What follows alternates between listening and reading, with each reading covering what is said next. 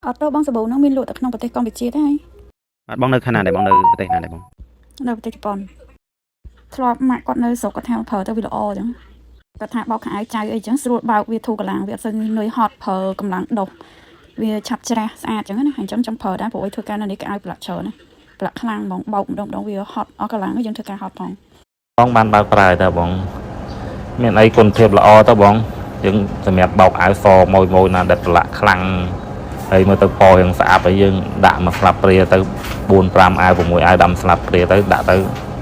សិទ្ធិភាពល្អបង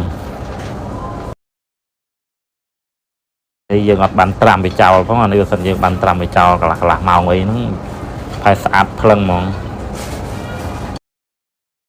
តែយើងរស់ស៊ីយើងវាមិនបានដាក់ត្រាំយូរបងយើងដាក់ទឹកដាក់សម្ពុះក្លុកយក4 10 5 10នាទីអីហ្នឹងវាមានប្រសិទ្ធភាពល្អទាំងអស់លើក្រោយខ្ញុំមកទិញទៀតហើយព្រោះល្អមែនអាវសកូនខ្ញុំបាទចឹងថាមិនបាច់បោកផងគ្រាន់តែត្រាំផឹកទៅថ្ងៃឡើងយកអាម៉ូទ័រខ្ញុំបាញ់លាងម៉ូតូហ្នឹងអាម៉ូទ័រសាច់បាញ់ឆ្វាចមកស្អាតភ្លឹងបាទតែអស់តែទិញទៀតឡើយ